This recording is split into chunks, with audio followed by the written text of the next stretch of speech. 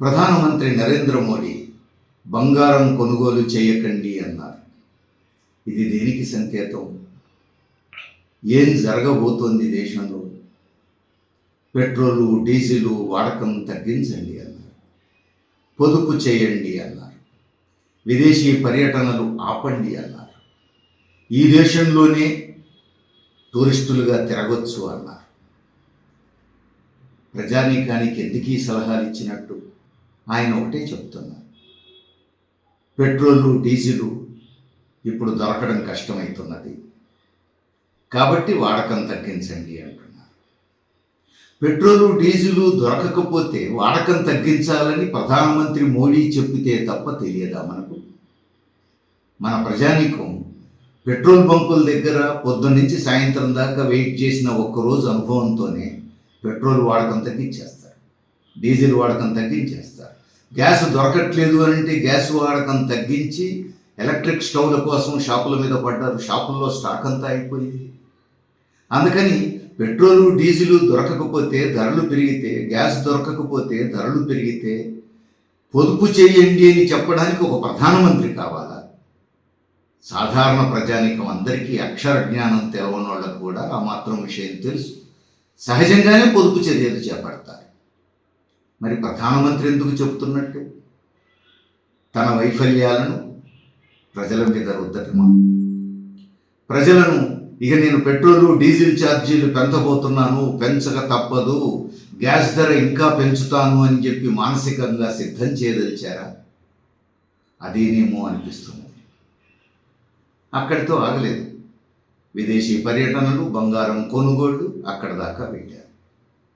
చూద్దాం, మనం ఒక్కొక్కటి చూద్దాం.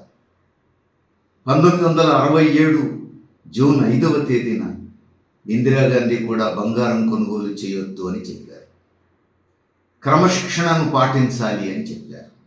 ఆ తర్వాత ఎమర్జెన్సీ వచ్చింది. మరి ఇప్పుడేం జరగబోతోంది? ఇప్పుడు మోడీ కూడా బంగారం కొనుగోలు చేయకండి అన్నారు. ఇది దేనికి సంకేతం? వేచి చూడాల్సిందే, లోతుగా ఆలోచించాల్సిందే.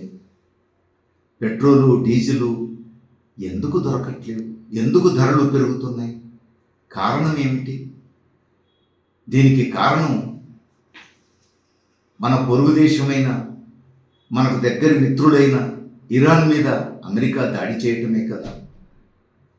అమెరికా బెదిరిస్తే రష్యా నుంచి, ఇరాన్ నుంచి చమురు, గ్యాసు కొనుగోలు చేయడం ఆపేసిన ఫలితంగా కదా. ప్రధాని మోడీ అమెరికా బెదిరిస్తే రష్యా నుంచి చమురు కొనుగోలు ఆపేశారు, ఇరాన్ నుంచి గ్యాస్ కొనుగోలు ఆపేశారు. నిన్న ఏమంటున్నారు? మనని ఈ ప్రపంచంలో ఎవరూ బెదిరించలేరు అని చెప్పి ప్రధాని మోడీ చెప్తున్నారు. మరి ట్రంప్ బెదిరిస్తేనే కదా రష్యా నుంచి చమురు కొనుగోలు ఆపేశావు, తక్కువ ధరకు వస్తుంటే కూడా. ట్రంప్ బెదిరిస్తేనే కదా ఇరాన్ నుంచి గ్యాస్ కొనుగోలు ఆపేశావు, తక్కువ ధరకు వస్తుంటే కూడా.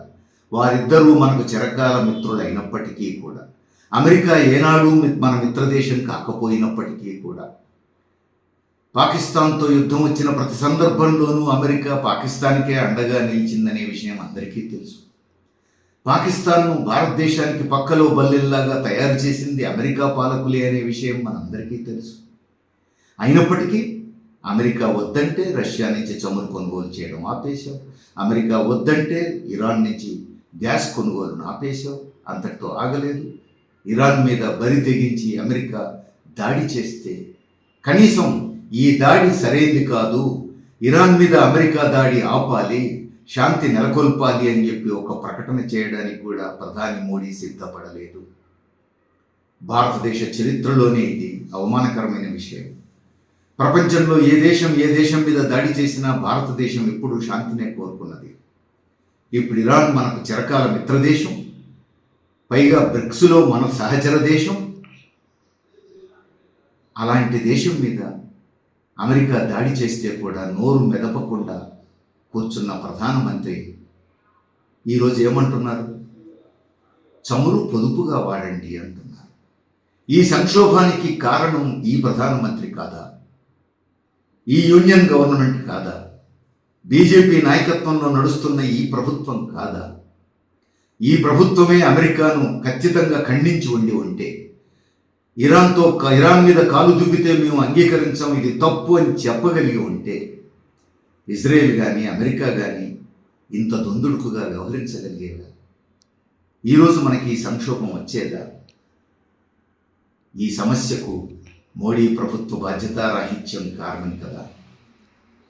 అంబానీ అదానీలకు అమెరికాతో ఉన్నటువంటి వ్యాపార సంబంధాల కోసం 143 కోట్ల మంది భారతదేశ ప్రజానీకానికి ఇలాంటి పొదుపు సందేశాలు ఇస్తారా?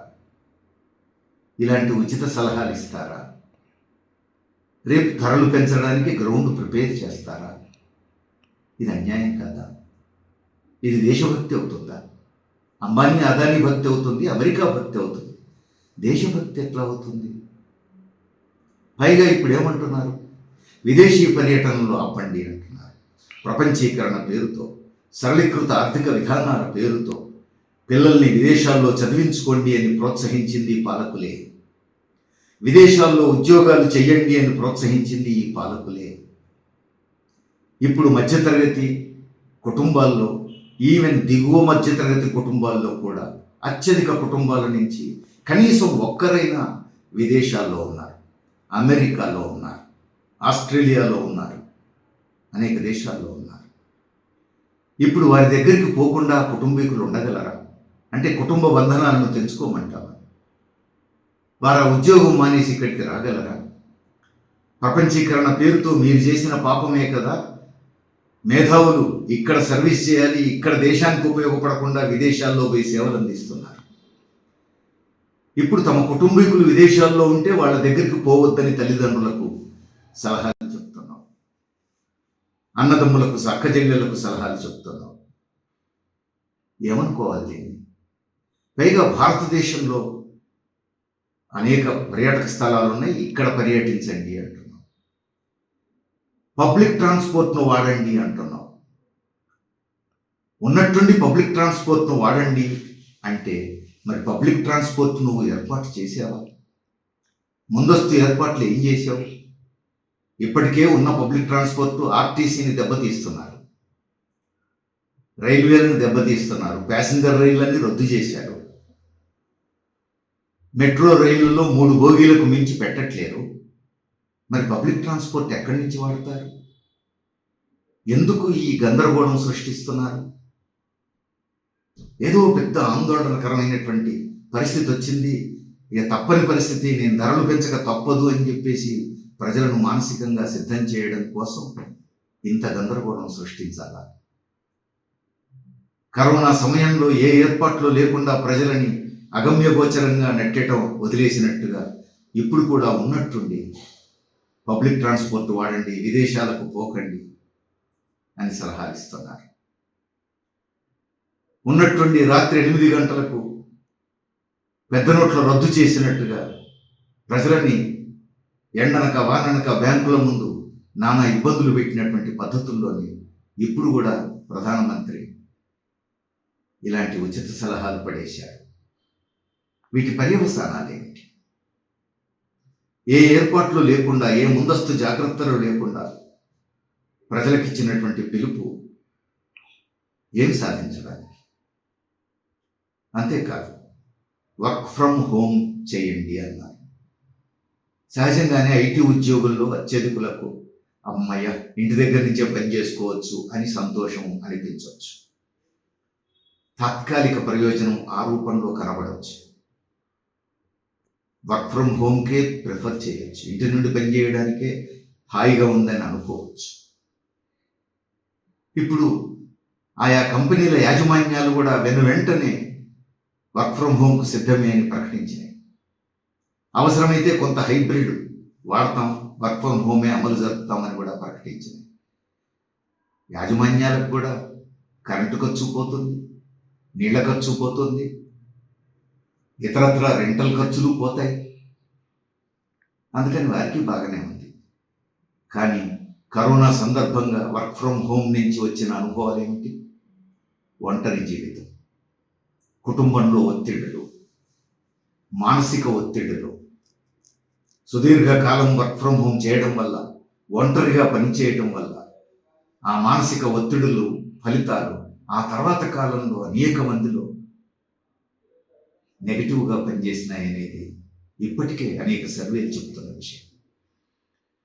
ఇప్పుడు మళ్ళీ ఉన్నట్టుండి వర్క్ ఫ్రమ్ హోమ్ అని చెప్పేసి ప్రకటించి దీని దీర్ఘకాలిక ఫలితాలు ఎలా ఉంటాయి? తక్షణం తాత్కాలికంగా ఐటీ ఉద్యోగులకు ఇది సంతోషమే కలిగించవచ్చు, కానీ దీర్ఘకాలిక ఫలితాలు ఎలా ఉంటాయి? దానికి ఎవరు బాధ్యత వహించాలి? ఆర్థిక వ్యవస్థ ఇప్పటికే అనేక ఇబ్బందుల్లో ఉంది. మోడీ ప్రభుత్వం అనుసరించిన తప్పుడు విధానాల వల్ల ప్రజల కొనుగోలు శక్తి పడిపోతూ ఉంది. ఉత్తర భారతదేశంలో 4 రాష్ట్రాల్లో కార్మికులు కనీస వేతనాలు లేక రోడ్డు మీదకి వచ్చిన పరిస్థితి మనం ఏప్రిల్లో చూశాం. ధరలు విపరీతంగా పెరిగి ఉన్నాయి. ఇలాంటి స్థితిలో ఐటీ కంపెనీల మీద ఆధారపడి బయట జీవిస్తున్నటువంటి రకరకాల చిన్న చిన్న వ్యాపారాలు ఏం కావాలి? అందులో పనిచేసే కార్మికుల జీవితాలు ఏం కావాలి? దాని ప్రభావం ఆర్థిక వ్యవస్థ మీద ఎట్లా ఉంటుంది? వాటికి మోడీ ప్రభుత్వం చూపించే పరిష్కారాలు ఏమిటి? ఇది కూడా చెప్పాలి. ఇక బంగారం దగ్గరకు వద్దాం. బంగారం కొనకండి అన్నారు. పెళ్ళిళ్లకు బంగారం కొనకండి, ఫంక్షన్స్కు బంగారం కొనకండి అన్నారు. ఓకే, పెళ్ళిళ్ళు, పేరెంటాలు, ఫంక్షన్స్ సందర్భంగా బంగారం కొనకండి అని చెప్తే అర్థం చేసుకోవచ్చు. కానీ ఇక్కడ మధ్యతరగతి తన సేవింగ్స్ని బంగారం రూపంలో పెట్టుకోవడం ఒక అలవాటు. 50,000 ఉన్నా, 1,00,000 ఉన్నా, 2 లక్షలున్నా, 5 లక్షలున్నా బంగారం కొని దాచుకోవడం ద్వారా సేవింగ్స్ చేస్తారు మధ్యతరగతి ప్రజానీకం. ఇప్పుడు వాళ్ళు ఏం చేయాలి? మరోవైపు షేర్ మార్కెట్ మీద నమ్ముకునే పరిస్థితి లేదు. షేర్ మార్కెట్ ఎప్పుడు కుప్పగూలుతుందో తెలియదు. ఇలాంటి స్థితిలో వాళ్ళు షేర్ మార్కెట్లో పెట్టలేరు. బంగారం కొనొద్దు, వెండి కొనొద్దు అని నువ్వు అంటావు. మరి వాళ్ళు ఏం కావాలి? ఈ దేశంలో మధ్యతరగతి చాలా పెద్ద సంఖ్య, చాలా పెద్ద సంఖ్య. ఇప్పుడు వాళ్ళ భవిష్యత్తు ఏమిటి? వాళ్ళ సేవింగ్స్ ఏం చేయాలి? ఇది సమస్య.